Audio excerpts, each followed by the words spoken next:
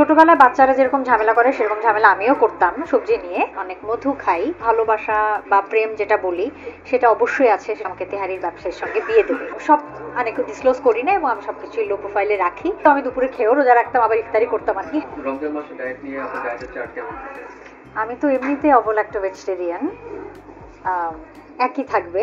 এমন না যে আমি এমন কিছু খাবো এনার্জির জন্য বা সুগারের জন্য যেটা আমি এমনিতে খাই না রেগুলারলি, তা না। আমি যা খাই আমি তাই খাবো। এই তো, স্পেশাল কোনো রুটিন বা প্ল্যান নেই। সবজি আমি খাই, ছোটবেলায় বাচ্চারা যেরকম ঝামেলা করে সেরকম ঝামেলা আমিও করতাম সবজি নিয়ে।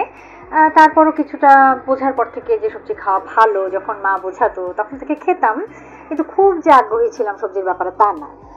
কিন্তু অবল একটু ভেজিটেরিয়ান, মানে মাছ মাংস খাই না আমি 2014 থেকে, এখন 25 চলছে, তো প্রায় 10 বছর প্লাস। এই তো।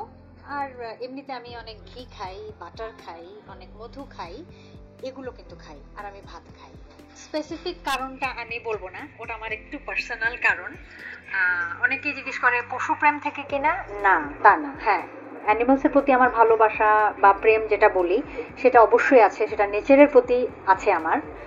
কিন্তু যে কারণে আমি অবলাক্ট ভেজিটেরিয়ান সেটা একটু ব্যক্তিগত। তবে আমি এটা বলবো যে এটা নিয়ে অনেকেই মজা করে। আমি একটা ইন্টারভিউতে বলেছিলাম, তারপর থেকেই মজা করা শুরু হয়েছে, যে আমি ছোটবেলায় অনেক তেহারি খেতাম, মানে এক্সট্রিম তেহারি খেতাম।